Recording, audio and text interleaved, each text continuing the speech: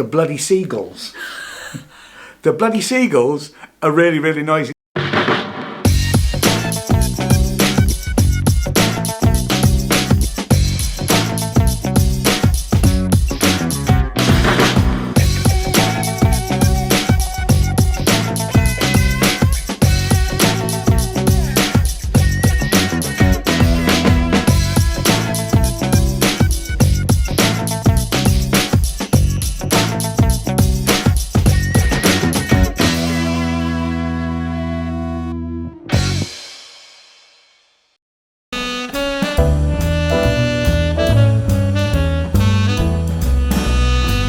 Hello and welcome back to our Edinburgh Fringe adventure.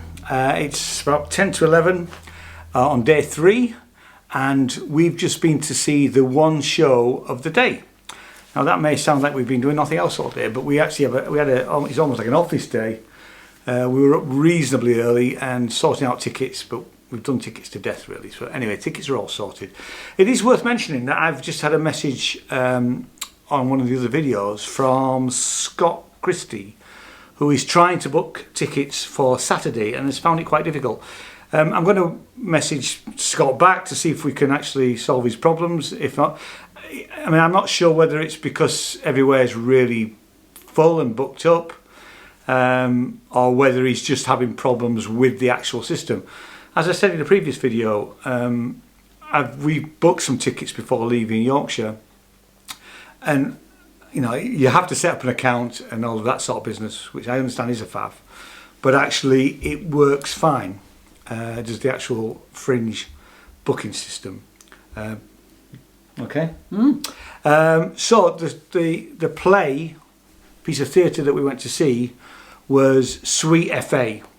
Now this is set in a football stadium, and Jane's more of a football fan than I am. I know nothing about football, and I know even less about Scottish football. So for all you Scots out there who love football, I know nothing about football. Okay, I know about, there's a bit of a rivalry between Celtic and Rangers, but we'll leave that one alone. Anyway, this football ground was Tynecastle Tynecastle Park. Sorry, Tynecastle Park, which is the heart of Midlothian. And I had to say, I know that means nothing. It does mean, I'm thinking, is that the name of the football team? Apparently it is, because I've just checked. So apologies for all you football fans out there, but I am a Luddite as far as football. American football, I'm cool with that, but right, the real game, the real game, right. No chance. This is what the description. Okay. 1916, women's football is fast becoming the most popular game in the land. One Edinburgh factory team fights for their right to play the beautiful game. From the producers of the 5-star sellout A War of Two Halves, audiences can expect a similar blend of history, humour, passion and poignancy, with even more live music and song, performed in the open air on a specially built stage within the main stand at Tynecastle Park. The play dramatises the little-known truth about what happened to the women's game. Now, before we get on to the review, I have a question for Jane. Oh no! Right, when we arrived, did you really think they were going to play? They were going to perform it on the actual hollowed turf of the heart of Midlothian? No, right. When you got into the stand, we were obviously, it was one particular section. And in front of us, built out from that part of the stand, was a very small stage. But then obviously behind that, you know, we had the backdrop of the rest of the stadium. Yes, of the stadium. Yes. Finishing my words for me, have you noticed? For you. And it's in late. Front of each of the goal mouths was a sort of a set of lights which was illuminating the goals. And I thought, wow, you know, at some point they're going to actually be on the pitch and it's a game of two halves. Sorry. And they're going to kick some balls into the, you know, into the goal. At which point I thought, well, I want to be high enough in the stand so I can see. Well, obviously that didn't happen. It was for effect. It looked nice. It looked great. Yeah. But it did fool me. I thought at some point they might go onto the pitch, but they didn't. Because you kept moving. The reason for this is we kept moving up and up and up in the stand, and I couldn't really see the point in that because we had a good view actually. Anyway, Anybody going to see it will have a good view. Enough. Yeah. You only needed to actually see the specially constructed stage. Yeah, you did. You the fact that it's. I actually thought the setting. The setting was brilliant. Brilliant. It was, and as it got darker, that it really worked. The actual way it was staged. The only negative thing from the standpoint of view is the bloody seagulls. The bloody seagulls are really, really noisy. Now, there's obviously the production team can do nothing about the seagulls but they are quite noisy, and people were looking around. They were amazingly noisy. It was as though somebody was at the back hammering something. Yeah. And then, because we were all looking up, trying to work out where the noise was coming from, and it is the birds, mostly seagulls, yeah, because they're big birds. On a sort of, well, it's not a glass roof. It's a corrugated sort of perspex roof with there might be some metal in there as well, but it's a corrugated roof. Anyway, that's by the by. But that's because we are distracting. We are being distracted from. Yeah. So, what did you think of it? I thought it was very good. I thought the performances were fantastic. I liked... It's an all-women cast. Yeah, it's an all-women cast, so you have them... They take on various roles. And the main sort of alternative roles that they take on are the Scottish FA, which are obviously, at that point in time, all gentlemen. Yeah. But I'll come back to that. But yeah, I liked the way that they constructed the narrative, in the sense it was done with a bit of explanation from maybe one character, then they'd play a scene, there might be a song, but the song was always relevant to that piece. It was, it's not history. It's not. You wouldn't call it a musical in the sense that it's got lots of songs. No. There's probably I wouldn't. There's like a theme song which they come. I thought that opening sequence with the girls coming on, and to the girl playing just guitar, wasn't she? Mm-hmm. I mean, the sound quality was superb, and part of that I thought was the reverberation of the actual stadium, and that, I mean, it did sound quite spectacular. Did that opening sequence? Yeah, it did. It did. But you can't really call it a musical. There are some songs. The songs are in the, I guess, traditional folk, but they are very relevant to certain parts of the of the and play. Also, it's, obviously, the main theme is about what happened to women's football. Which is true.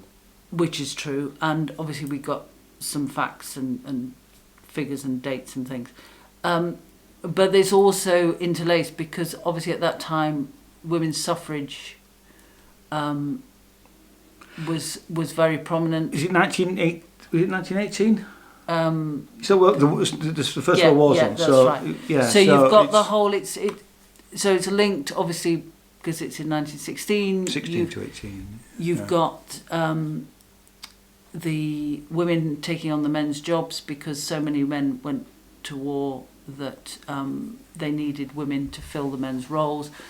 And then, obviously, what happened when all the men came back, because that's relevant to the story of the football, plus their jobs. So that's all interwoven into the story, but obviously the main story is the football. Yeah, there's a subplot of a relationship between two characters, which I thought was fine. I have one gripe. Yes, with it. well, I wonder. I wonder if it's going to be the same gripe. Yeah. I thought it was really, really good. I thought the performances were great. The sound quality was great, apart from the pigeons, but they couldn't do anything about that. And I loved the narrative. I loved the story. I loved the women's story. Let's say that first of all. And I quite liked the relationship story, the subplot relationship. And I particularly liked those two characters, which was Daisy and Alice. And they were almost like the lead characters, but obviously everybody was taking different roles. And I loved the live music. There was one of the characters, one of the girls played violin sometimes when needed. And there was a girl playing just guitar, very simple guitar. Really, really loved all that. My only real gripe is when, and the way that the story flowed when it was the women's story, for me was perfect. But when they were playing the caricatures of the Scottish FA men, for me, that was.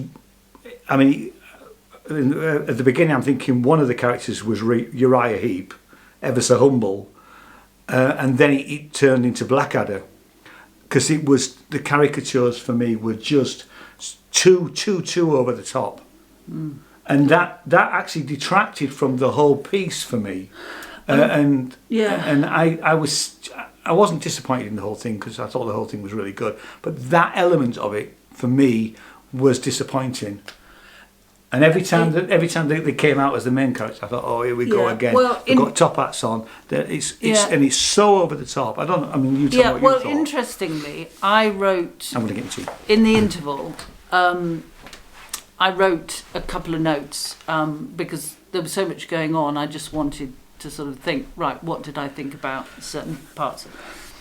And what I've written about the Scottish FA, i.e., when they played those male roles, I've written stereotypical but effective, because during the first half it wasn't quite so overblown, you're right there, and they'd only been there maybe one, possibly two scenes. I can't remember correctly, but certainly I felt it was quite an effective, because we were laughing at them because they were pompous.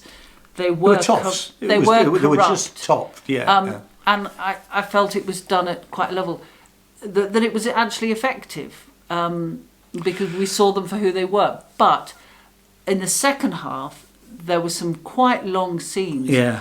And actually, your analogy with the Blackadder. I think the Uriah Heep was definitely was one of the characters. Well, in the first half. I didn't recognise that personally, but it was certainly in the second half. But it was so overblown that I thought, I almost wanted, because what they were saying and doing was so awful. Yeah, it was to women. Yeah. You know, you really wanted to underline that, but it tipped the balance of it being an effective device, tipped for me, and I, like Ian, just thought, oh. And I'm sure some people, people were going away saying that they loved it, and and I thought it was and it's a very, very, very good piece of work. We've said before in our reviews, it was to say we're right, and we haven't spoke about it. We got a bus back. It's a good walk, actually, if you're going to go from, say, centre of Edinburgh. It took us half an hour to walk. And actually, it's a slight digress, but what we thought would be nice was to leave Grassmarket, walk go halfway, 15 minutes, stop and have a meal, and then finish it off. And we couldn't find a restaurant, but there's a cinema complex there with a load of really good restaurants. In Fountain Bridge. So if you are walking, it's quite a nice thing to do, because obviously the thing starts at 7:30 in the evening. Yeah. Anyway, back to what we were saying. Every time in the second, you're right about the second half. And the first long scene in the second half with the male characters was almost too much for me, and my heart did really sink at that point. And then we got back into the narrative with the women. It was the women's story, but and I'm thinking, oh, I'm okay now. We're back where I want to be, and I don't know any other. I agree. And it almost, I don't know if it's meant to be. I don't know well, it is written by a man, but it almost seems like a feminist piece, and it seems a bit male bashing of those characters because they are so over the top that I didn't feel that. I just think that I was on the women's side the whole time, and I wanted more of them and less of those male characters because they weren't real where the women's characters were real for me. Yes. I think that's what I mean, actually. Yeah. I would have liked, having said what I said about the first half, I then wanted it to be very toned down when there was a scene with them, because you had usually an opposing voice pointing out, what they did.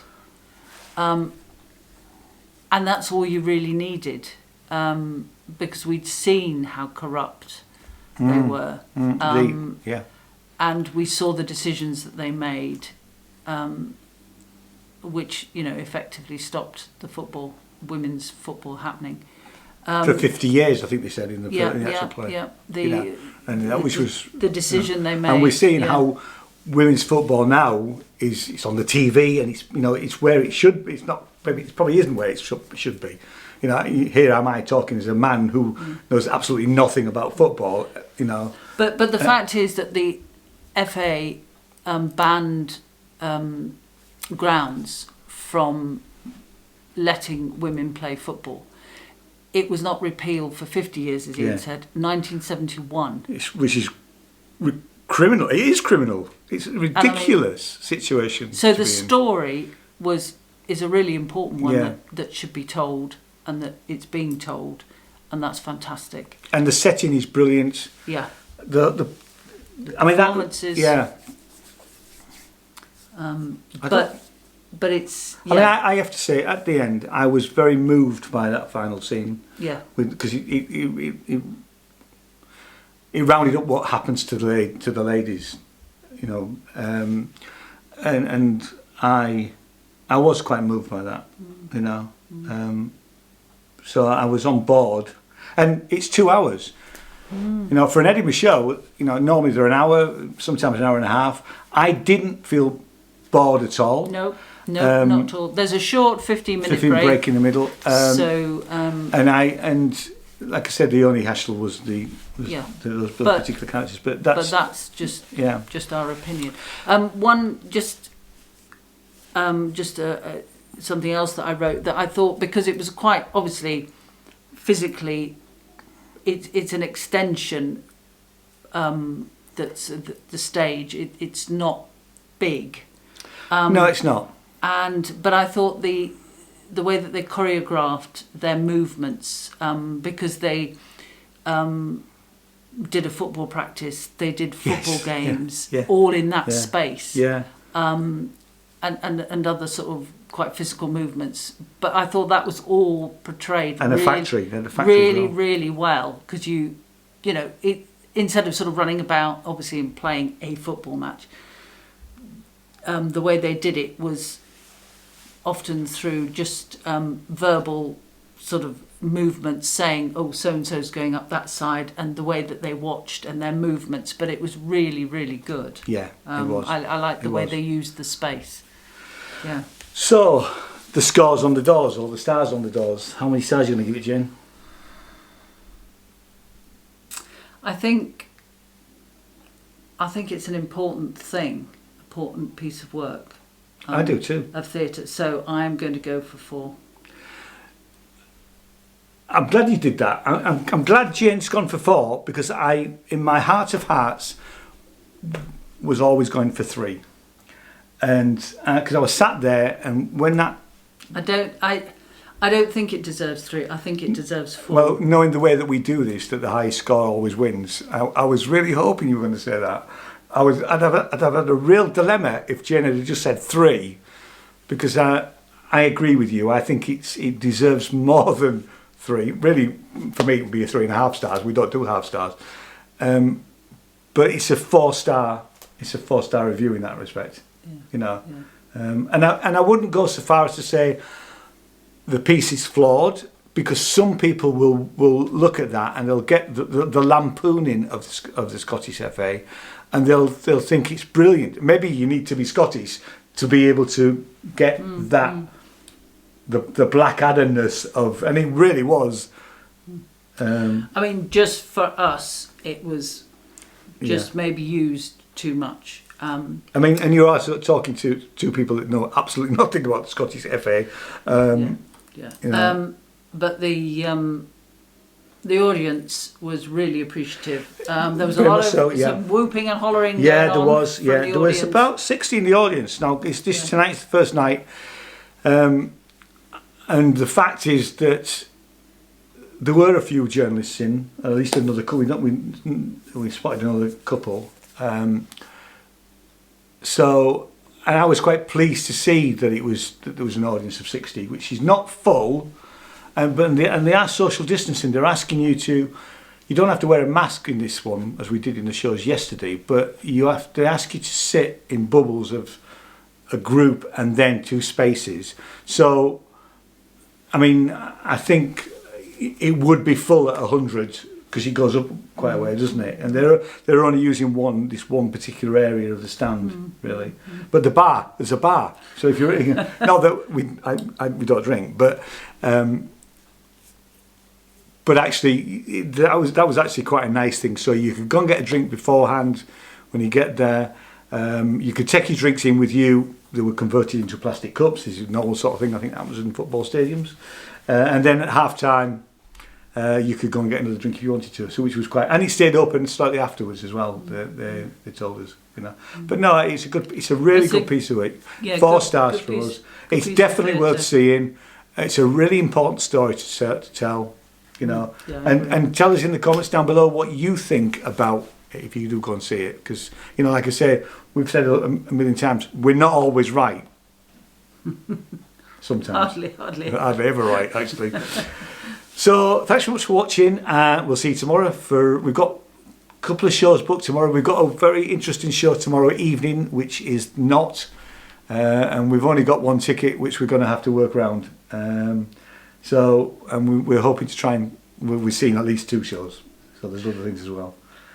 So see you tomorrow. Thanks very much for watching. Bye. Cheers. Bye bye.